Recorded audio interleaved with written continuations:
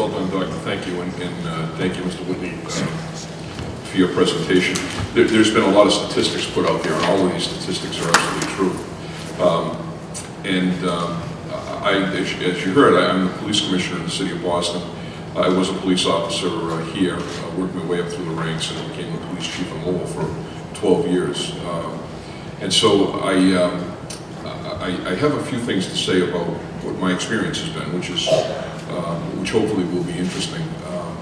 I don't have an argument with either of the two presenters. I think that this learned approach that Dr. Levy speaks about is exactly what the United States needs in dealing with this very practical problem that we have. But unfortunately, we can't have open conversations about it because of the rhetoric on both of these polarized positions on firearms. So I'll give you a few statistics. I'll tell you a couple of stories, and then I'd really like to hear questions from people, because I know that there are people in this audience that have strong feelings on this, and I think that that might be a good way to go. First, I'd like to thank Dr. John Woody for inviting me here. John, I appreciate that. It's great to be back in my old city. And I'd like to introduce a couple of people from my staff that I brought with me. I have Martha DeMeo, who is in my administrative staff and has done a great job in compiling statistics and information for the presentation. Thank you for that, Martha. And I have Detective Lieutenant Bob Myrna, who runs our narcotics unit, but for many years ran my homicide unit. Bob is a wealth of information and experience in this practical problem that we have of violence in the inner city, and I thought he might help the conversation, so I may touch base with him in a minute. And before I get started, I'd also like to recognize my colleague and old friend, Ken LaValle, who retired yesterday from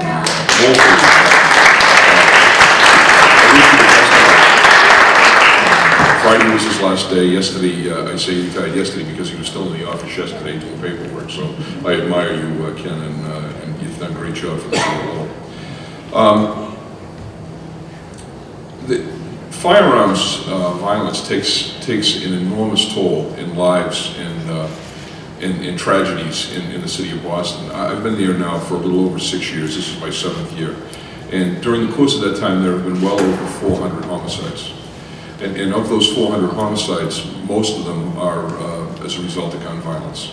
Mostly gang violence, mostly gangs of kids who have set out certain turf in the city of Boston and fight with each other over that turf and introduce guns into the mix.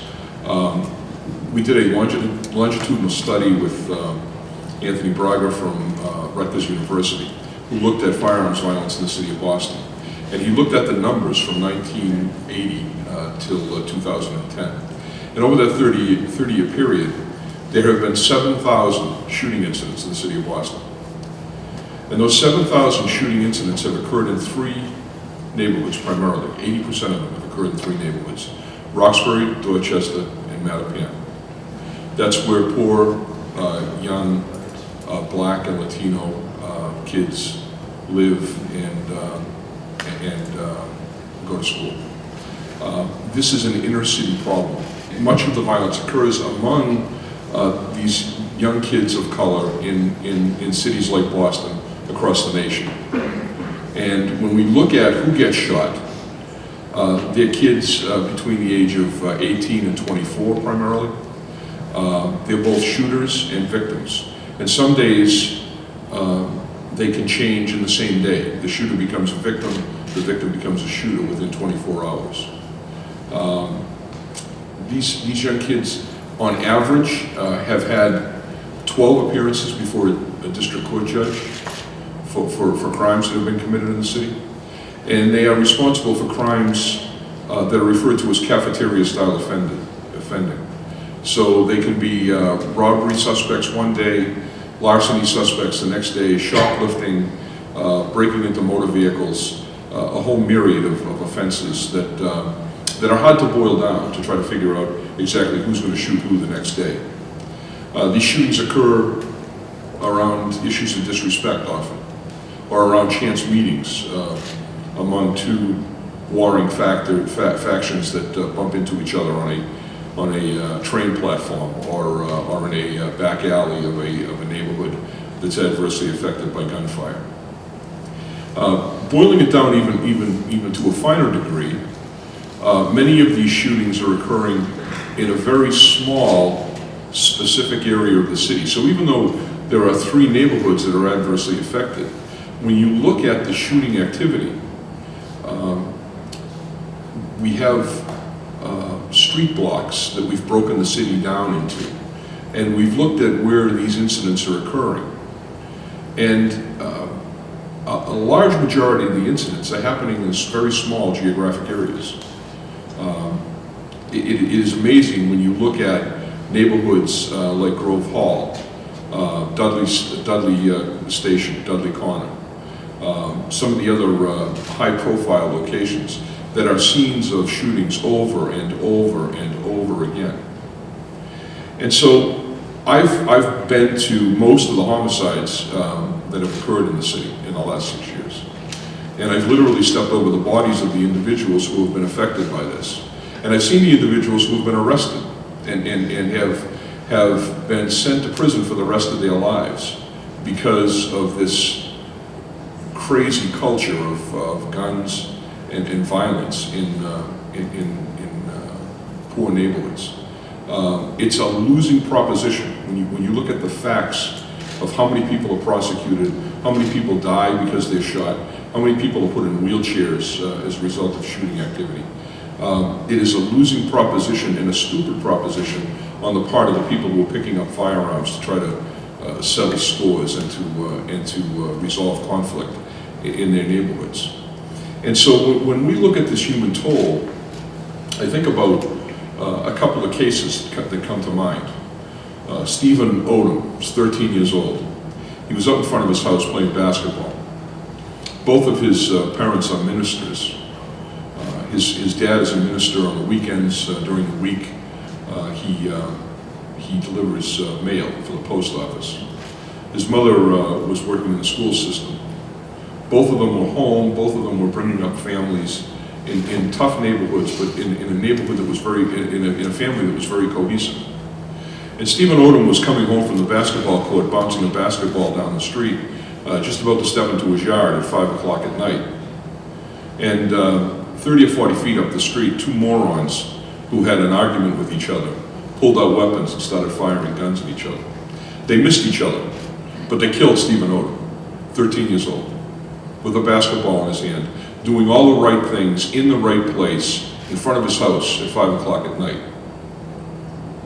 Within a couple of months, the guy who actually pulled the trigger and killed Stephen was killed himself by somebody who wanted to settle a score with him. But the Odom family lost a 13-year-old.